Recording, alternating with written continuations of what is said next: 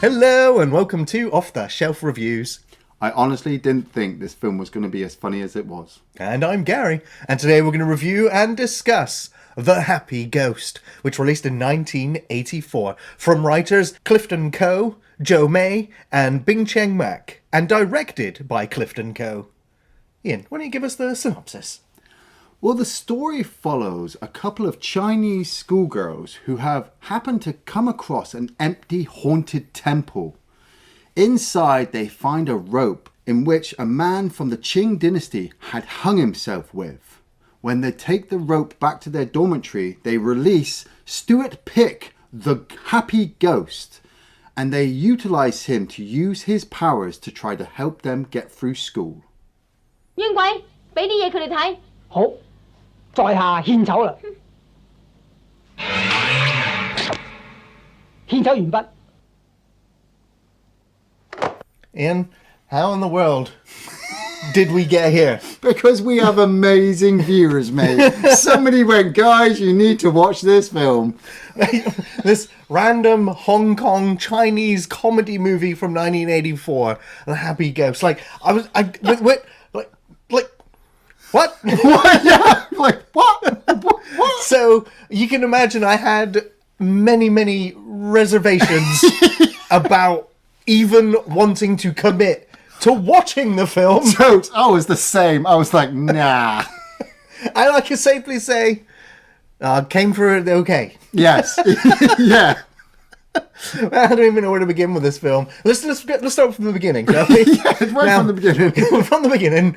The film opens up with this, it feels like an ancient movie, you know? Yeah. It's got that film stock look to it as we watch this guy in this middle of this storm hang up this noose and then hang himself. Yeah. I was like, wait a minute, let me just check. This was a comedy film, right? It's called The Happy Ghost. I'm assuming he's going to come back happy. Yeah. Right? So I don't know how that works, but we'll go with it. But I was like, okay, but it's a very serious, start to the film. But after a minute and a half, then we cut to the real film, and I was like, oh no. Yeah. Oh God, no. Yeah.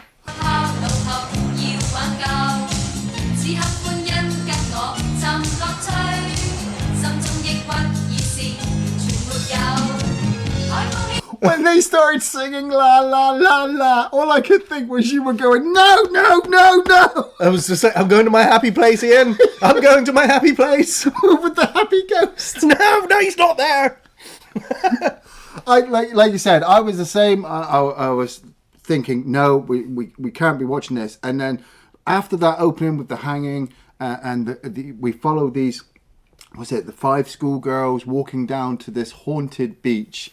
Right, they wanted to go to this haunted beach so they wouldn't be disturbed by the boys. Yeah, exactly. There was a plan to go to this beach on their own and camp out for the night. And I have some negatives towards Chinese cinema from the 1980s, trying to imply that all teenage kids are just happy-go-lucky, wonderful little people who are just going to go to the beach and hang out.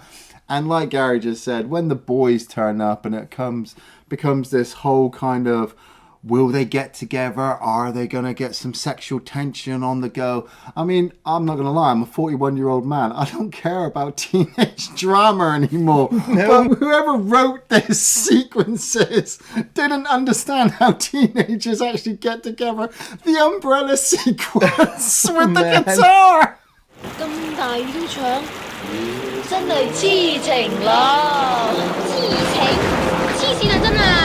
我係狂風大風吹鬼咗佢把車去啊！ We've got Bonnie Lam playing Bonnie Law, who's kind of our main star throughout the entire movie. She's an athletic, go-getter kind of girl with her friends. Loletta Lee playing Juliet, and Sandy Lam playing Venus Koo, who's a bit of a bookworm. You can tell she's the bookworm because she wears glasses. Oh, right. Yeah. Of course. Yeah. And they're mainly your 3 mains. I mean, I don't really know what happened to the other two girls that went to the beach with No, them. they kind of disappear out of the movie, really. Yeah. But they're seeing the boys across from them, and the boys can see them, and you kind of know where this is going, because when the rain comes in and the storm comes in and starts to destroy the tent, you realize that they are going to rush to the temple, which is right nearby the haunted beach. And that's where we see, first off, we don't know his name at first, but we see Stuart Pick, the ghost, sitting there. He's played by Raymond Wong Pak-Ming, I think it is, or Raymond Ming. I'm not entirely sure how the whole of his name works out. But he sees them coming and he disappears. And 1980s goddamn ghost special effects are so shit. You know what? I actually really appreciate Really? the simplistic charm Yeah. of those very basic effects. Yeah. I would say that's fine. It's absolutely fine. Yeah. But what wasn't fine was just like, all the boys have turned up and they need shelter from the storm as well. Yeah. And within a moment, like, I was like, well, there wasn't an edit, there wasn't a passage of time. Yeah. It was a case of, let's sit down and tell horror stories, and immediately launches into a scary story about the storm. And I was like, Oh, yeah. geez, we got here fast. Like, this film's going at like breakneck pace. And then they he's trying to scare the girls, because the guys think that if the girls get scared, they'll hold on to them really tight. Yeah. And at one point, the boys do see some legs like swinging in the background. Mate, that kind of scared me. I'm like, whoa, there's a fucking hanging ghost there. Yeah.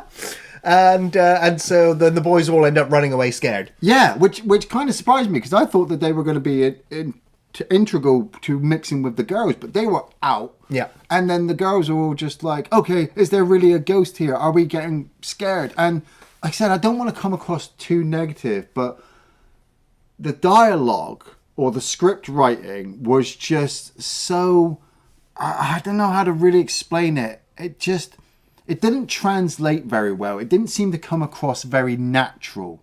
It just felt like you said, oh, we've got to move it on as quickly as we can. So as soon as the boys are gone, the girls are like, oh, we're too scared to stay here either. We need to go. Yes, let's go. Oh, Bonnie, by the way, I'm going to take the hanging rope with me. Well, because she needs to tie up her belongings, which are falling all over the place. So There was a reason. There was a reason, okay. Yeah.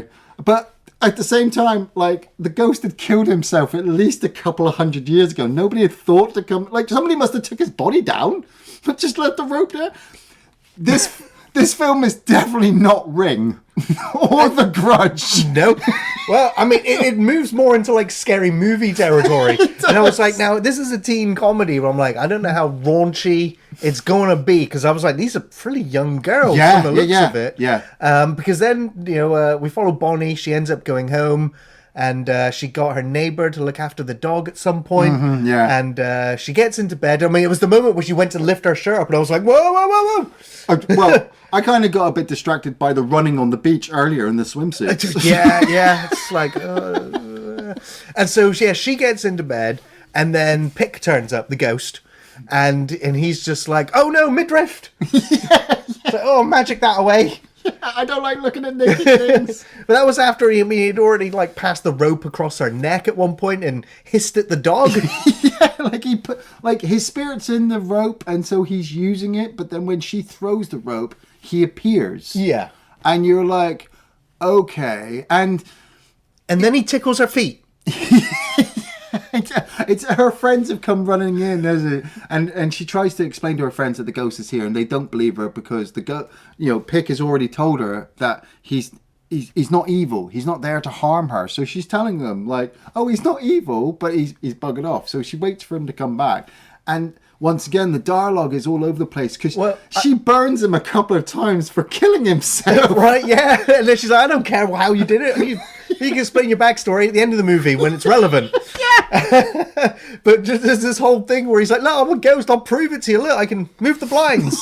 Look, I can turn the lights on and off. Oh, wait, you know what? You want to see some real magic? I'm going to make the cassette tape player play. I'm going to make the plant dance. Watch this Coke can wobble from side to side. I'm like, some real ghostly powers there. Some real hauntings. But yeah, her friends are disbelieving of her. And then eventually she's like, okay, fine. Like, I've got a ghost. Yeah, and I was kind of just going along with this movie because, I mean, I don't like to call back to it because it's a bit controversial, but it kind of reminded me of Ghost Dad, you know, with Bill Cosby. Yeah. And I know we really shouldn't say that name, but I kind of like Ghost Dad. I haven't seen it, Ghost Dad, since all the yeah, evidence came out about him. But in the back of my mind, I loved that movie. It's still... and I don't think I can ever watch it again. I totally want to watch it again, but for the reasons of the main story, you know, it's heartwarming, but it's also the same kind of storyline That for this level of movie. Humour of ghost. Of the humour, ghost yeah. coming along and helping everybody out with certain powers and possession. And so with this, with Bonnie and Stuart Pick, she says to him, like, I will happily take your rope back to the temple and put it back up there because that's where he kind of wants to be.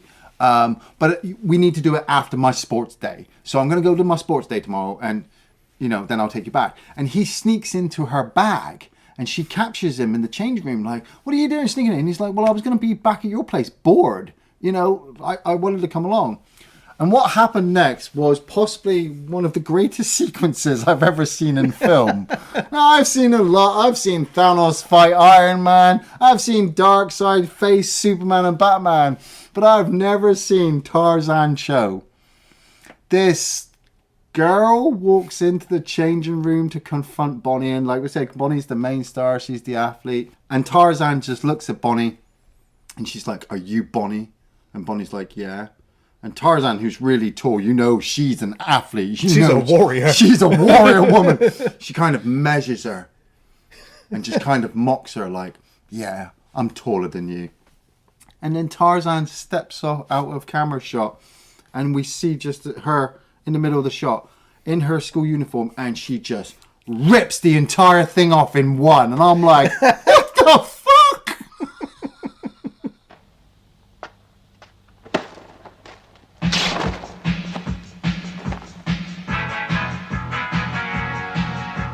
I watched that sequence twice back to back because I couldn't believe that the movie had just gone shink, and she's got her sports kit on underneath and she's ready. And Bonnie's scared, you know, and Pick is scared. I got a bit confused because everything that Tarzan was doing was hitting Pick. Like, she was throwing the javelin, it hit Pick. You know, she was doing something else, it almost hit Pick. I'm like, wow, how is she, like, aiming for him? Is that like a curse? Right, because I was like, okay, because in my mind I was like, oh, this is where Pick now helps her win the sports day. Yeah. But I was like, but he's doing it, to help her. But then because that was happening, he was just like, actually, now I'm just going to try and annoy you. Yeah. Inadvertently now helping out Bonnie. It's like, oh, okay.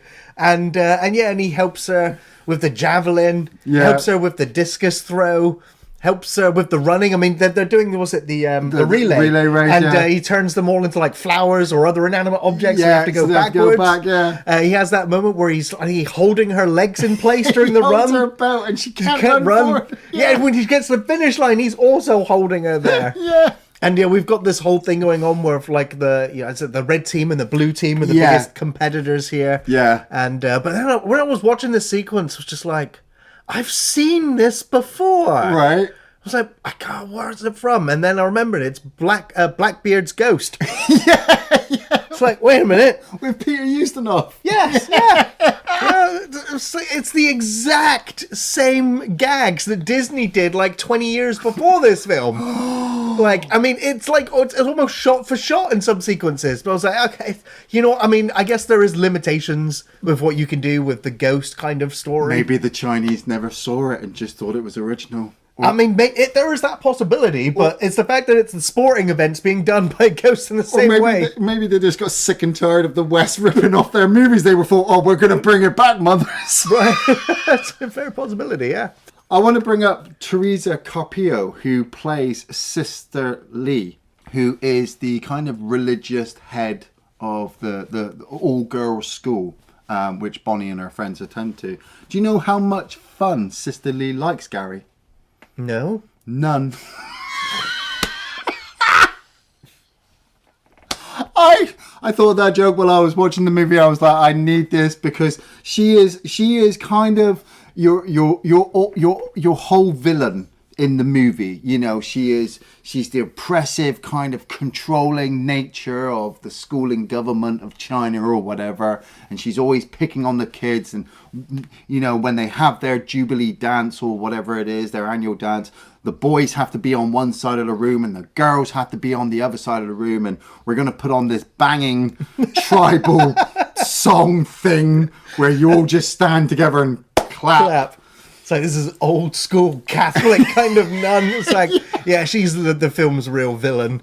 I mean, do you think I thought it was a message of Christianity trying to impose itself on Chinese culture. Well, that's what I thought. Because at the same time, Bonnie has been able to show Stuart Pick to Venus and Juliet, and so now they know he's there. Yeah. Which I found it really confusing. Like, at first, only Bonnie could see him, but then he has to introduce himself to people so that they can see him. Yeah. And if he doesn't do that to you, then nobody can ever see him. But I love that kind of shot where he stretches his neck and they fucking passed out. I was like, that was a cool effect. I like that. Yeah. But Venus convinces Pick to do something to Sister Lee so that they can actually have a party. And so he makes her disappear. And at first you don't know where she's gone. He makes the lights come on. He makes the music get better. He just turns the whole place into a really cool party with his magical powers. And then it turns out that Sister Lee is woken up unconscious next to a man's toilet. And she comes out of the men's toilet and then walks into the dance room and she's like, "Who did this to me? What have you done?" There'll be repercussions for this. Yeah, but there was also, there was another like sequence when the party starts and all the girls are on one side and all the boys come over to like, they're all asking, Bonnie to dance. Yeah. And then once she goes with one of them, all the rest of them are like, well, who do we ask now? And we've got, we got Venus looking at this other guy. Yeah. Oh man. She was giving it signals like, right, come on, literally, she might as well have been like, pulling her hair over yeah, her like, you go with me, I will do anything. And he's like, nah, I'm not good. And he walks off. But then I felt so happy. There was actual payoff when she gets with the tall guy. Yeah, yeah. And that really made me feel quite. It did, yeah. And that was I was like, oh man, god damn it, movie! I just wanted this over, and now you made me feel something. But the movie takes quite a dramatic shock twist. I mean, if you thought the death of Tony Stark in Infinity War was a lot, you've not seen The Happy Ghost. Because Juliet kind of fancies Joseph. He's one of the lads. And The Happy Ghost shows her, like, what all the different boys' auras are around their heads. They've all got multicolored halos, black ones, white ones, rainbow-colored ones. You've got yellow, which I think makes you like unlucky. Or no, black makes you unlucky. Yellow makes you short-sighted. I think white makes you you're reading too much Playboy. And then the multicolored one, which Joseph has around his head, well-rounded, shows that he's a great guy and he's one of the guys that you can really trust. So Juliet's like, oh, awesome, I'm going to get Joseph. And Joseph comes round to her dormitory room at night. And Pick is just like, because Joseph can't see him, he kind of says things there. So Joseph is just like, oh, I'm going to go up to her room. I'm going to see my love. And they have sex. I mean, you don't see it, but he stays the night and she ain't got no clothes on the next morning. Yeah, I was surprised. I was like, okay, they're going to, not do it. No, but then when I realised that it had happened, it was like, whoa, movie, okay. How old are these kids? I don't know. But Joseph is there putting on his shoes, getting ready to go. And Juliet's just like, are we going to, talk about marriage and getting together? And he's like, oh, yeah, possibly after I've graduated. See ya. And gets on his bike and goes. And you're like, whoa, Joseph's a dick. That multicolored halo thing. It was bullshit. Right?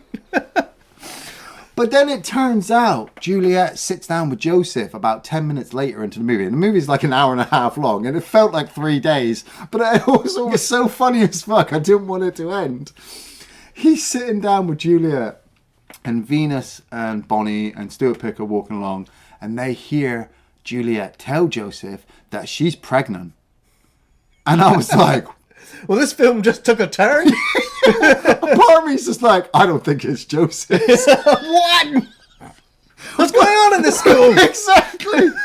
And Stuart Pick, he's like, I'm so offended because I originally came from the Qing dynasty, you know, where we obviously worked really hard to get ourselves a good status in society. And one thing we would never do is get a woman knocked up and walk out on her. What kind of future are we living in? Well, he's already seen a picture of Boy George, which has confused him about transvestites.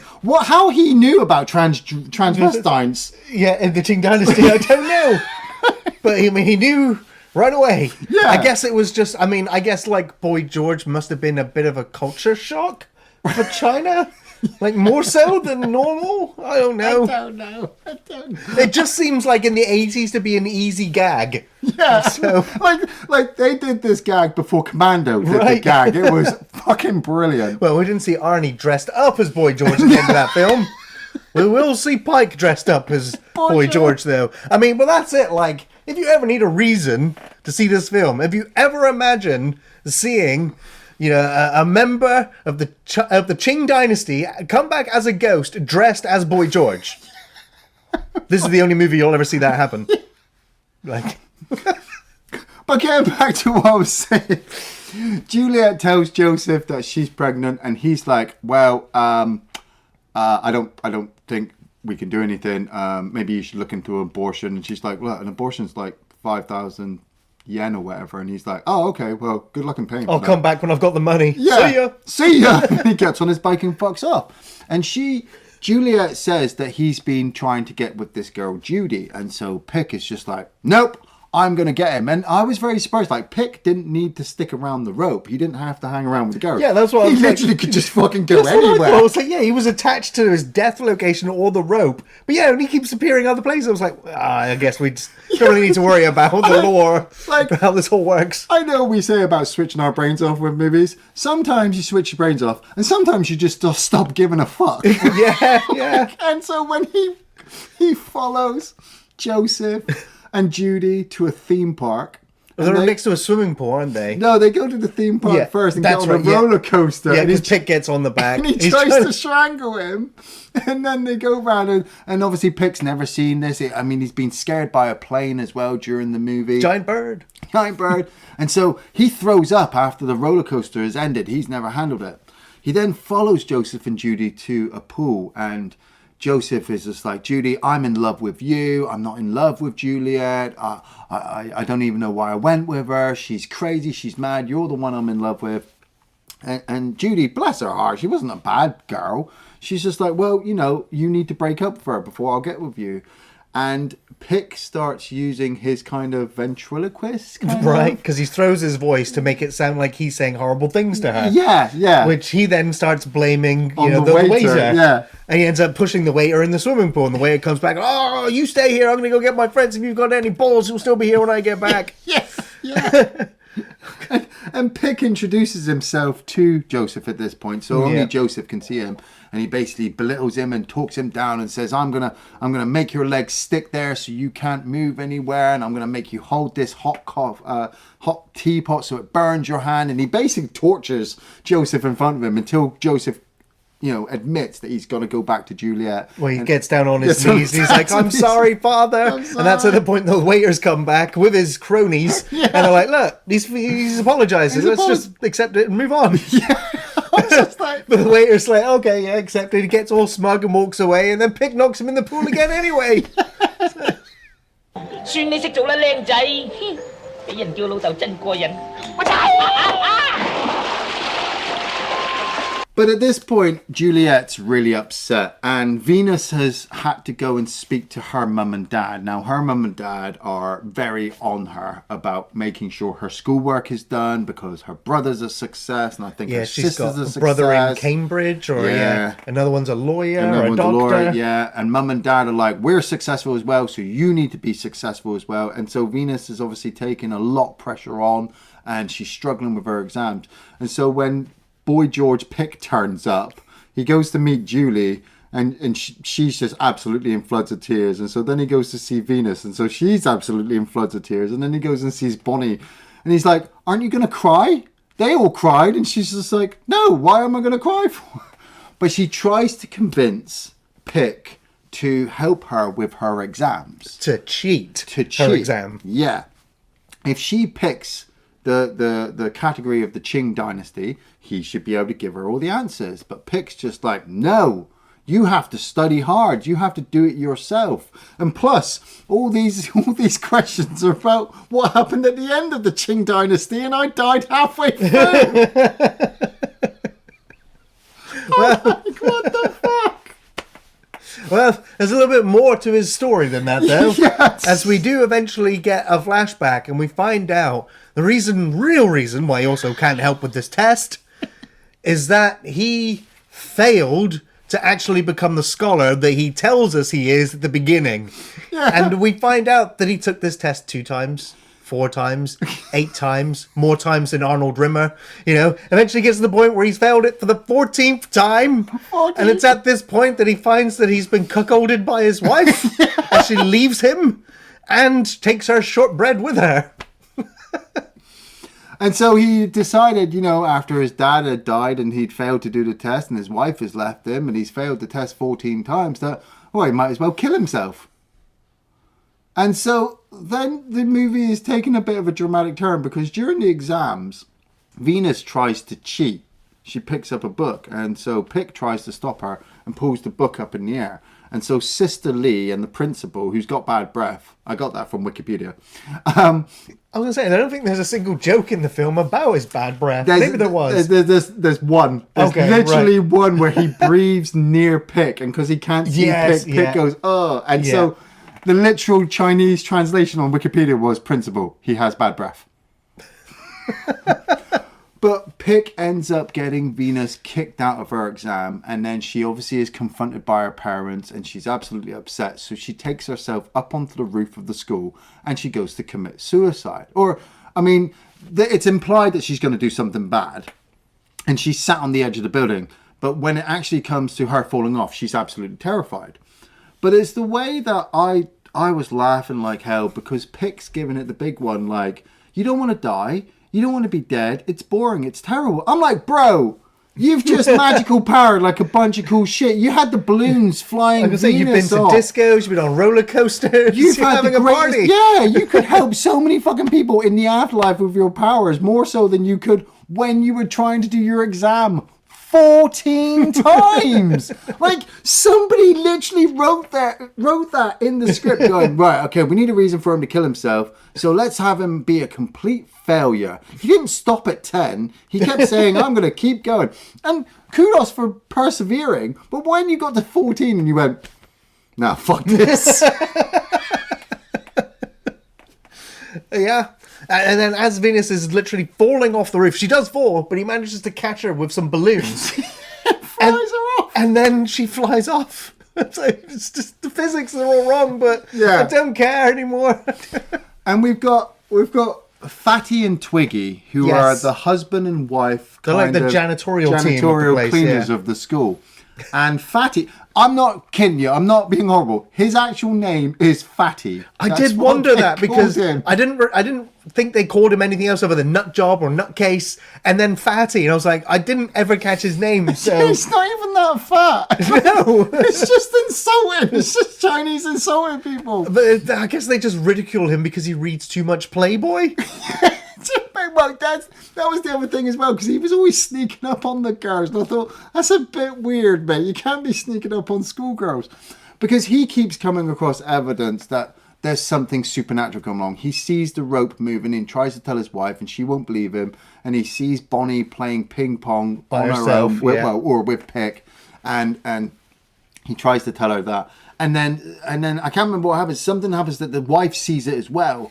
And they race to Sister Lee. And they're like, Sister Lee, you have to understand, there's a ghost. And Sister Lee goes, that will explain all of the strange shit that's going on. I know what I'll do. I'll go get my Mother Superior and 2 nuns, and we'll perform an exorcism. And so I'm like, okay, so Christianity is going to take out Chinese folklore. Because, you know, what I'm getting from the movie is that Pick has died, and the Chinese legends or the afterlife is what has brought him back, and that's why he is where there's no Christian religious stuff there. But the nuns, oh no, they've got Bibles, they've got crucifixes. I mean, there might be Chinese religious Bibles. I don't know. The movie doesn't explain any of this. Honestly, I had to learn the characters' names from Wikipedia, because the movie doesn't fucking tell you the names for like 40 minutes. It's true, yeah. Right at the start, it's not like they introduced each other and went, "Hi, I'm Bonnie, I'm Venus, I'm this, I'm that." They were already in mid conversations while they were talking. You were just, I was sat there going, "Who the fuck's that?" Oh, well, she's definitely the bookworm girl. She's got glasses on. Yeah, I mean, they are the archetypes, I suppose. Really, so very simplistic. I was at the same time, it didn't really matter to me what they were called. It was just like, you're the athlete one, you're the studying one, you're the pretty one. Okay. Yeah. But it does culminate in the exorcism. The nuns come in, they get ready for the exorcism, they kick the girls out, they're all crying and screaming. Pull Like, out don't a take mini our food. barbecue. Yeah, on the roof of it. Yeah, and they burn it.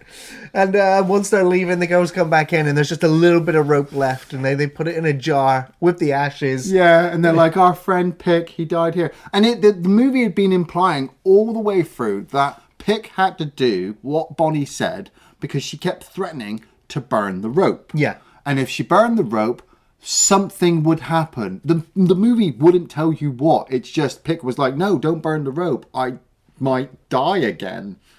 And so then at this point, the girls are stuffed outside. Sister Lee's making them run around in the rain, and the nuns inside. It's really quite tense. There's no real audio from them talking. It's just the noise of the rain and stuff. And you see them reading their Bibles and burning the rope. And the girls get the ashes, they put it in there, and they're like, "Oh my God, he's dead." And then they feel a bit of a wind breeze, and then they feel the door moving, and then all of a sudden Pick just appears in front of them wearing a mask. You had to scare How the the crap out fuck of did them. he wear a mask? How the fuck did they not see it? And it turns out, I spoke to Gary about this. I have spent years trying to work out how the quantum mechanics in the quantum realm work, or how that whole time traveling thing in Infinity War works, and how flux capacitors work in Back to the Future. I cannot tell you how Pick moved his soul from the rope into a bamboo stick, or why he did. It was the closest object. I don't know. Well, I think he even says it was another bamboo stick from his building. Like, and then the girls come out of their dormitory and they've got this bamboo stick, and Sister Lee stops them and says, "Where are you going with the bamboo stick?" And they go, "Oh yeah, we're going to hang up our wet clothes because you made us run around in the rain." And Sister Lee's like, "Oh, you're so deluded from the ghost because it's not even daytime. But carry on. We're not going to expel you." Right. So the girls take the bamboo stick, and it's implied that they have to bury it by midnight for reasons. Right. But I assume that because it's getting to the end of the movie, he's going to heaven. Yeah. But he needs to go there, or he needs to move on so that he can be reincarnated. Yeah. That's his plan, to be born again. Yeah. And he stands with the girls at the end. And Bonnie's quite upset at this point. They've all kind of bonded over all their misadventures and stuff. And Bonnie's like, "I'm never going to see you again." And he's like, "Look, it's okay.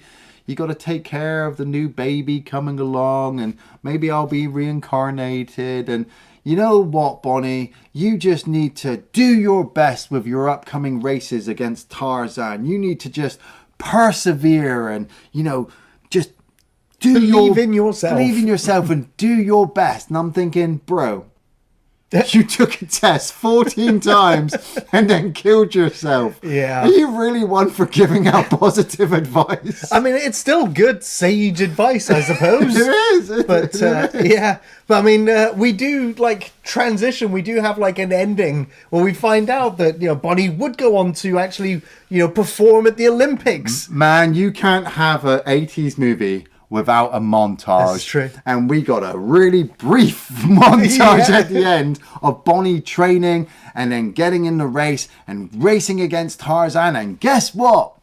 She wins. Legitimately. Yeah, and you're like, oh, brilliant. And yeah, like Gary said, she would go off to take part in the Olympics and actually do really well. And Venus becomes an academic. yeah, and she gets with the tour guide boyfriend right, as well, yeah. so she's really happy. And Julia and Joseph, they have the baby, and Joseph's really freaked out when he realizes the baby looks just like fucking Pick. with the hair. Yeah. The camera zooms in on the baby and it's like, and credits. I swear he was doing Blue Steel from Zoolander to his dad. Well, I mean, that's where this story ends. Yeah. But the story would continue in The Happy Ghost Part 2, which released a year later. Pick is reincarnated, and then he grows up to become a teacher, and he helps a naughty classroom when he realizes he has ghost powers. Oh, so it's like The Substitute, but with less guns. Yes! And the story would continue from there in The Happy Ghost Part 3. This one was released in 1986, and this one I think was about a singer who dies, but misses the reincarnation window at some point, and when she falls in love with another person, but then she still needs to get born again. It was very confusing from what I saw. But then there's the fourth one, and this one looks like one of the more interesting Happy Ghost movies. Okay. This one was in 1990 when a bunch of kids discovered the remains of an evil warlord which seeks revenge on a college kid who is the reincarnation of the one that killed him. Whoa, that's fucking And deep. there's sorts of magic powers and mysticism and lots of stuff going on. I mean, there are sequences in these later films with cars driving up and down buildings. There's street chases. There's all sorts going on. I'm saying, all with that same comedic approach. Nice, nice. And then we got to the fifth one, which hasn't been re-released or formatted in Blu-ray like the others. Yeah. This is the one I think they've disowned. And this is the one about a dog that becomes human for 44 days before also dying to be reincarnated. I have to see these movies. I can't help myself. It's one hell of a can of worms, man. Iain, what were your favourite scenes from Happy Ghost? Oh my god, you want to open up that can of worms? Okie dokie. I absolutely died when the girls turned around and mentioned that the boys were pitching tents across the way from them. I don't know what people think about the phrase pitching tents, but from where I come from, it means something completely different than camping. The umbrella in the rain sequence, you know, Joseph started playing that guitar and he started off as a nice guy before he turned into a dick. But then when the rain came down, he was still playing. So they looked out and his friend's holding the umbrella over his head. And I was like, oh, you smarmy git. Tarzan ripping that uniform off. I mean, I could watch that sequence over and over again because it's just so ridiculous. I did not expect, like... Does she always do that with her uniform? Or was I was it going to say, just how a- many uniforms has she gone through now? Exactly, like her Gotta buy a parents new are like, one. Tarzan, stop ripping. Like, sorry, Mum, it's the easiest way to get out of my uniform. Stuart seeing the plane and basically taking part in the you know the races and all of the games that the girls are going into. Gary had to inform me it was a Blackbeard's ghost kind of reference, which makes it even more funnier now because he's there with the cheerleaders, same as Peter Ustinov is with his cheerleaders. It's so stupid, it's so comical. Nobody questions it. Nobody questions why Tarzan can't move while he's holding her belt while everybody's racing past her. They just let it go. It's like nobody's going to question if Bonnie's on steroids or anything. You know, she just beat everybody. The shower scene and Pitt going, hey, I like the atmosphere here. I was like, bro, I'm going to use that in the review. I like the atmosphere in the shower sequence. Happy Ghost. The song he sings when he makes the party kick off. Yeah. It was so bad. It was so goddamn bad. But once I heard that song, I couldn't get it out. It was catchy. My fucking head. Yeah.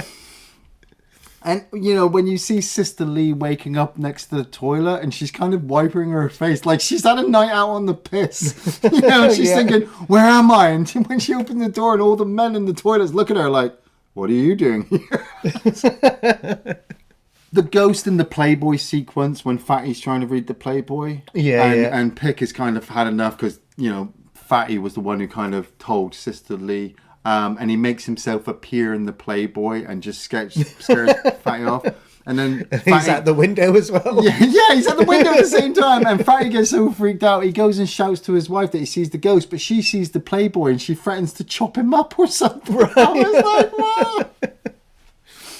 And I gotta say, that moral lesson at the end, I've heard a lot of moral lessons in my time, particularly from 90s cartoons and things like that, where they would tell us at the end about how we should do well. Captain Planet, He-Man, Thundercats, they all did it.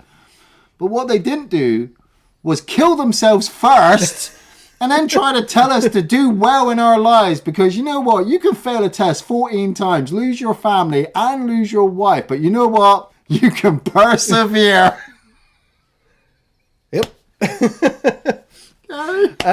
Yeah, I really struggled to have any favourite scenes. Like, there was nothing that really stood out. I did actually like the opening minute of the film. Yeah. I like the old stock kind of looking footage. Yeah. And I was like, oh, this weird temple, and then him hanging himself. I was like, that was fairly effectively done. Yeah. So I like that sequence. I mean, I mentioned it earlier, but I mean, when are you ever going to see, a member of the Qing dynasty dressed as Boy George? It's just, yeah. So it's very memorable, not favourite, but very memorable. And I guess Twiggy and Fatso or Fatty were probably two of my favourite characters in the film. Just every time he would come across and see something bizarre happening, only to get knocked out, fall over, and get blamed on Playboy. When they was cutting the ladder with the saw. Right? Yeah. I was like, where the fuck did you get a saw from? Right. Yeah.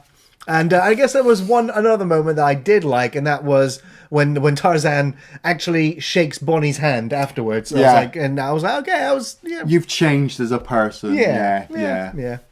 Iain, do you recommend The Happy Ghost? Do you know, there's a part of me that really wants to say no. Like, there's a part of me that wants to say it's stupid, it's absurd, it's dated, it's a product of its time, it's lost in translation. It's not very well acted. It's not very well captured with the film. The dialogue is stupid. The script writing is kind of stupid. The movie has enough negatives for me to say that nobody should ever watch this movie ever again. And then on the other hand, I had such a whale of a time watching this movie that one sequence would avalanche into another sequence. I was still laughing at the third sequence. I was laughing at the third sequence while still remembering the first sequence. I was laughing of how he was going to react to watching this movie while I was watching the movie. I couldn't believe half the things I was watching in this film. And so with that, if you could ever get a copy of The Happy Ghost and kind of just want to have a laugh, you could really have a good time with this. You get a few friends round, a bottle of tequila, make a game of taking a shot every time pick turns up or there's some stupid reference. You'll be so pissed halfway through, you will not care. Sometimes a movie, it's crazy to say, but sometimes a movie just doesn't have to have substance. It just has to be funny and entertaining for that hour and a half. This is what this is. So if you're going to watch it, watch it. If you're going to hate it, don't blame me. I fucking loved it. Right.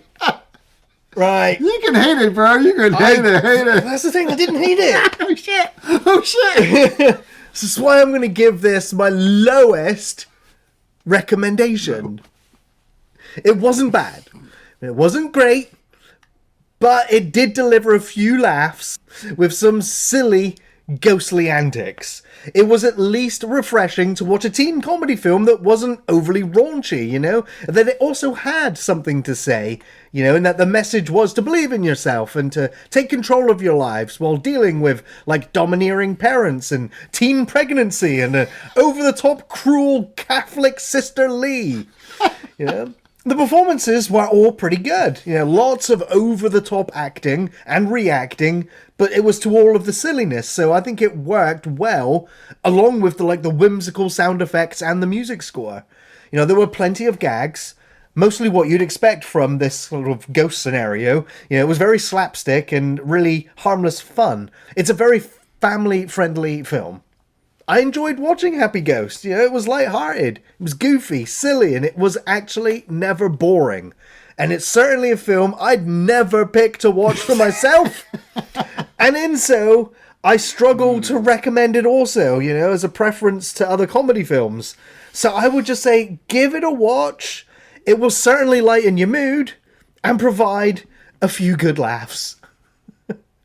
Thanks for watching Off the Shelf Reviews.